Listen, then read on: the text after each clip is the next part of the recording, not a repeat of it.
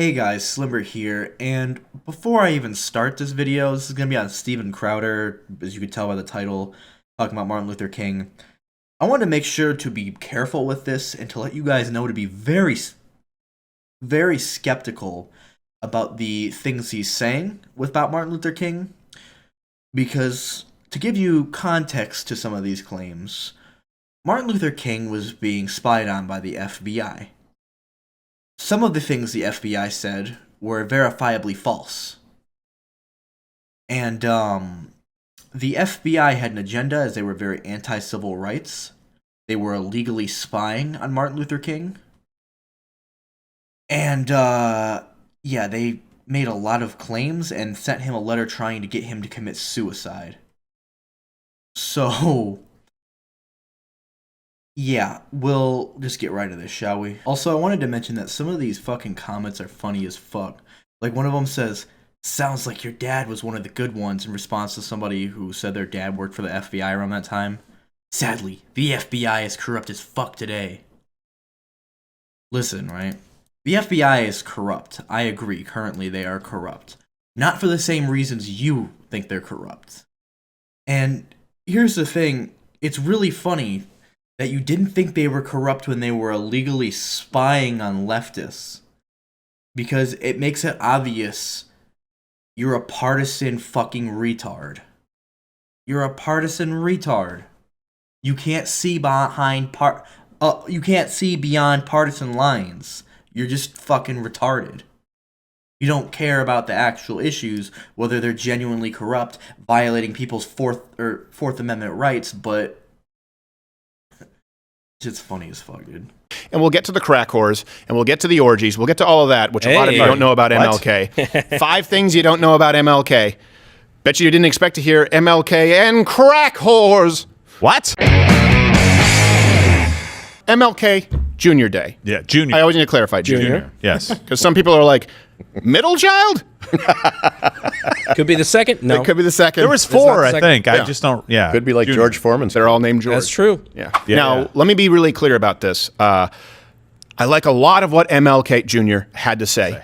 I certainly think that his speech has been, pardon my language, shit on by today's left, where he talked about the content of character. Yeah. These were values that we would all align ourselves with. Yeah. However, MLK did become far more radical as life went on, and there's a lot that you don't know about MLK Jr., and I want to be clear, there are values, of course, that he espoused that we agree with. Yeah. But the man was flawed like a lot of men. But the issue here is, if it's going to be a national holiday while you're tearing down statues of people who fought against slavery, like Abraham Lincoln, or even people who freed slaves upon their death, where we're talking about George Washington or Jefferson, then you can't have a statue and you can't have an MLK Jr. Day, because what I'm about to tell you is a lot worse. There's a big fucking difference. The first one is, you know, anybody who understands the historical context of this is very skeptical of these claims because, yeah, the FBI had a pretty big anti-civil rights agenda back then and also had a history of lying back then.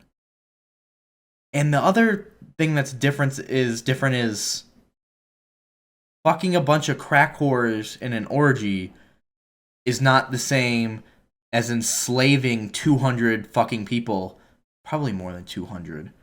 But from my understanding, Washington owned about 200 slaves. And letting them go means nothing. It really... Okay, if they found the Zodiac Killer, right, Steven? If they found the Zodiac Killer, and it turned out, you know, he was doing a bunch of charity work, he worked at a soup kitchen, he always gave orphans blankets and Xboxes and all these nice shit, would that outweigh all the murders he's done? Would it just be like, fuck all those people he killed? No. Would you put a statue up for him after finding out he's the fucking Zodiac Killer? No. And the funny part is, Martha Washington knew this. You know why? Because the slaves weren't let go after fucking Washington died. After George Washington died. They weren't let go because she was scared that they would revolt against her because of being enslaved. I didn't know a lot of this. Yeah. And everything... Well, the wife of MLK actually gave his letters and all of his writings to somebody at Stanford, and he specifically formed MLK in a way that would be palatable. So he cut out all of the stuff that's all the negative, rough edges. Right. all the rough edges. So that's why we have and he advocated for the MLK Day. Right.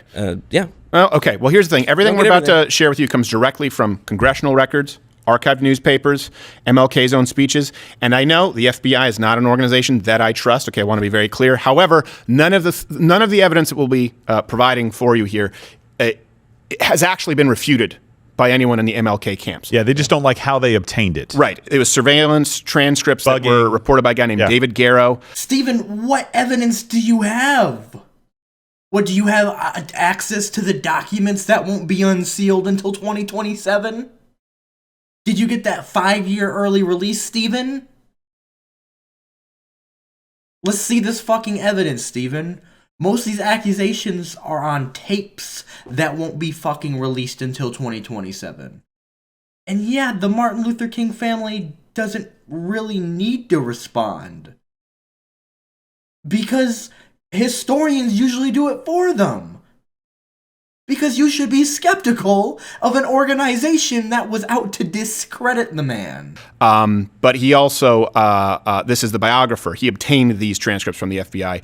He was the official biographer on MLK. He won the 97 Pulitzer Prize. So this is a man who was very pro. Did I say? You said 90, 87. 87. Yeah.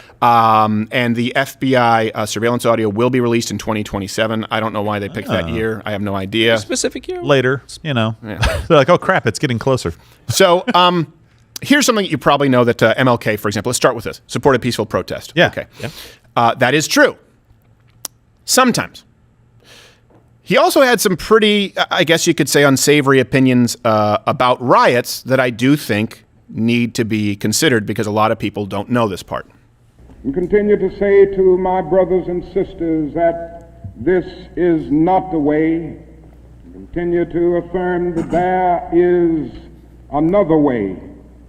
But at the same time, it is as necessary for me to be as vigorous in condemning the conditions which cause persons to feel that they must engage in riotous activities as it is for me to condemn riots. I agree with everything, so that's fine. I think America must see that riots do not develop out of thin air.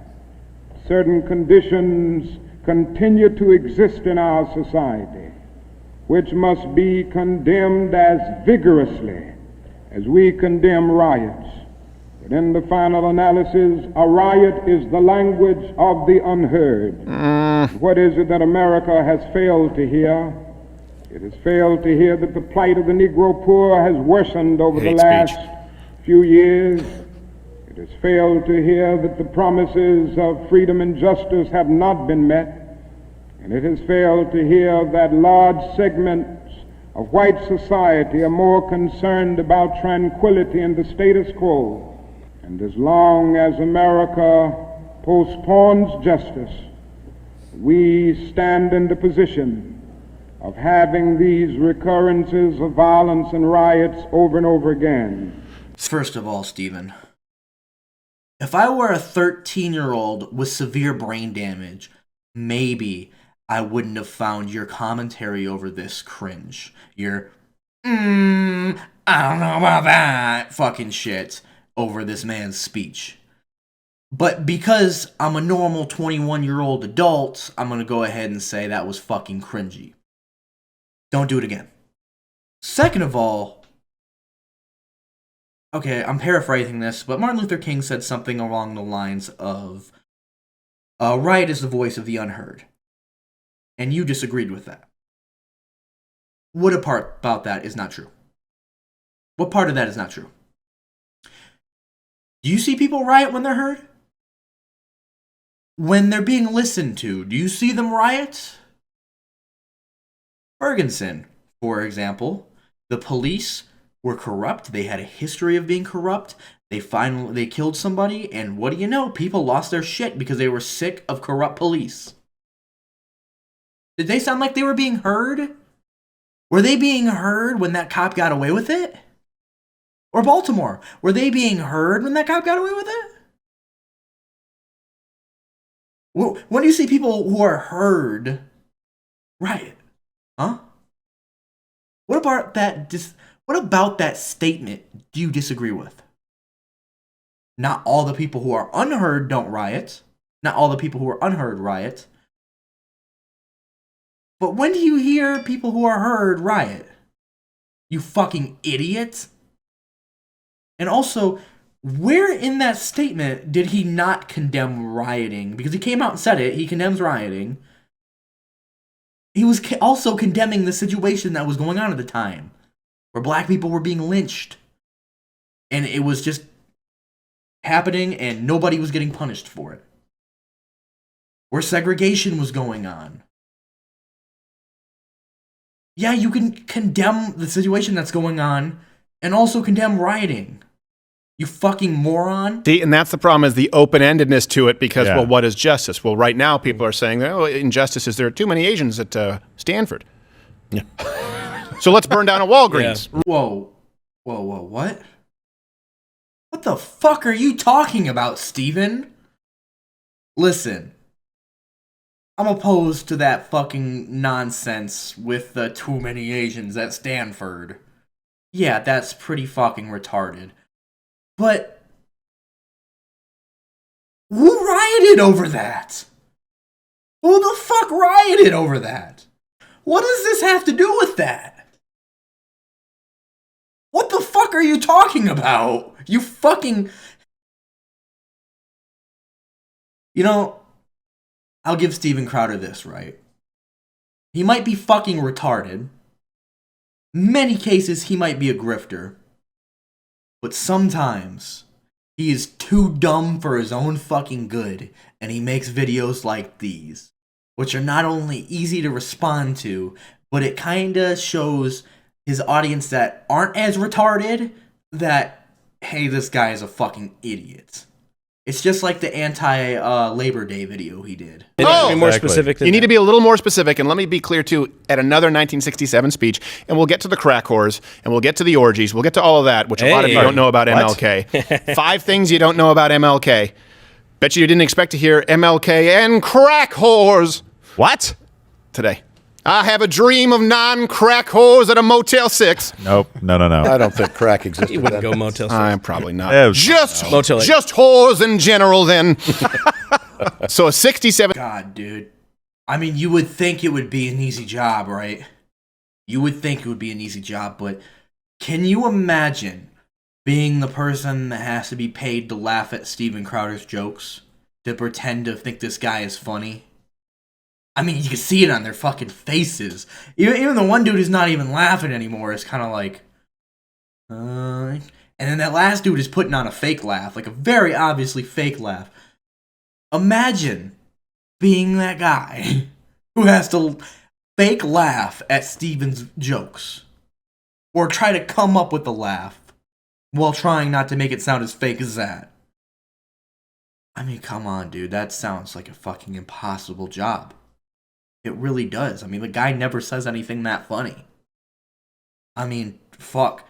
I gotta be honest. Even Owen Benjamin at least tried to make a pun in there, you know?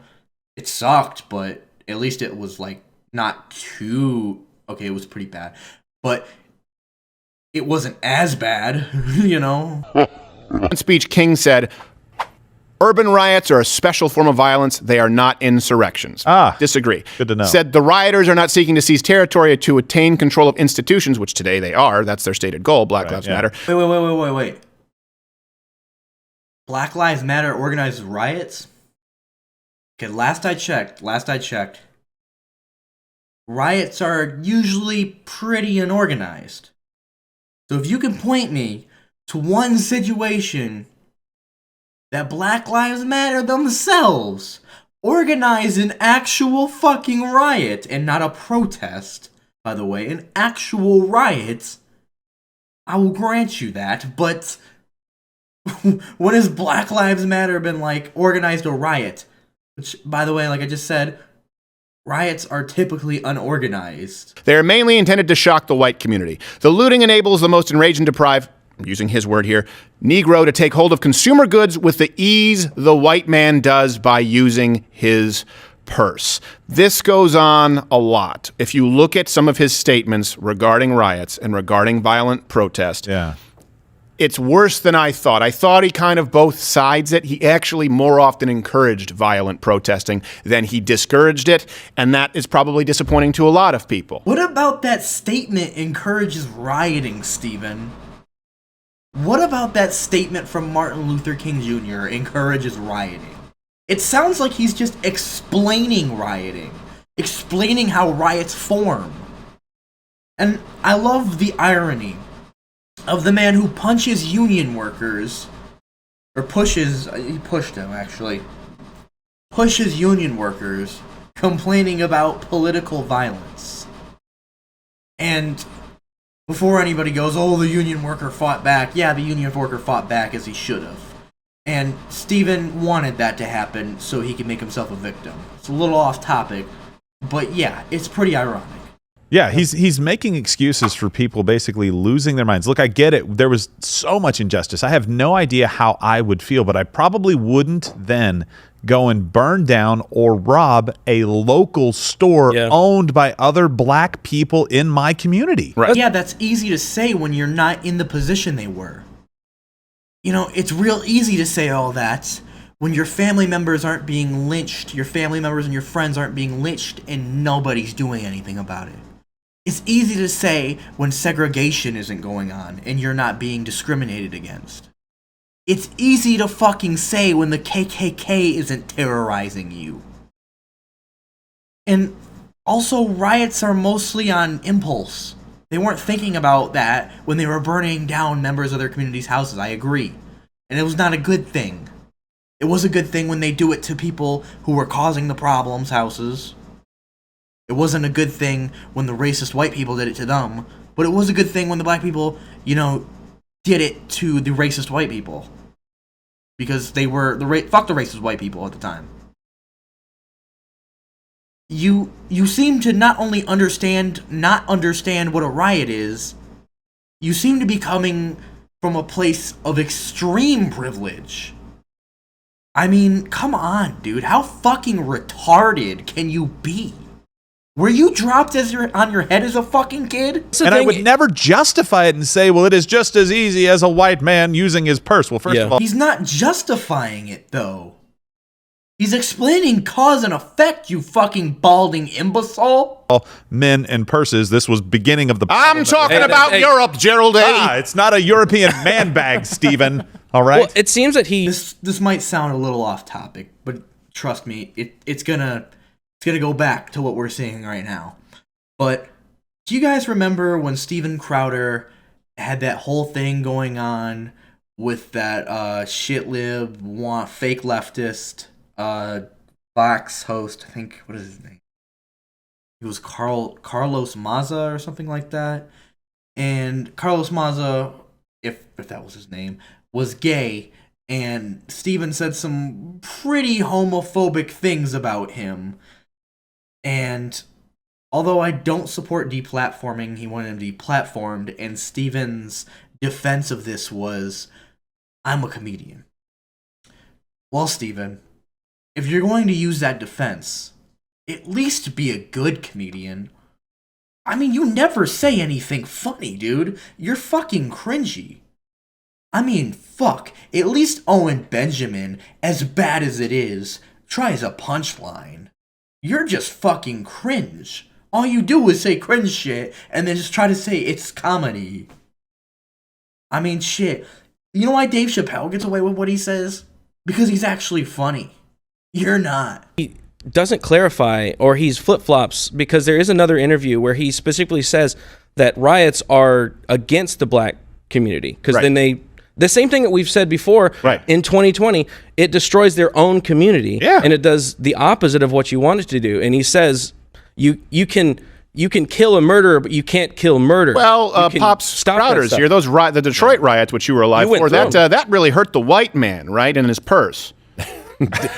We didn't feel it at all. No. Do I have to say anything? Do I even have to say anything?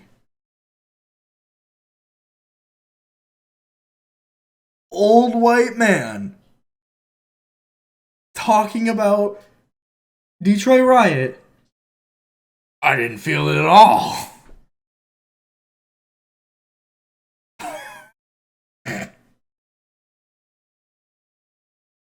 I can't. We're gonna end the video now. Oh my god. Oh, I can't before this gets any worse.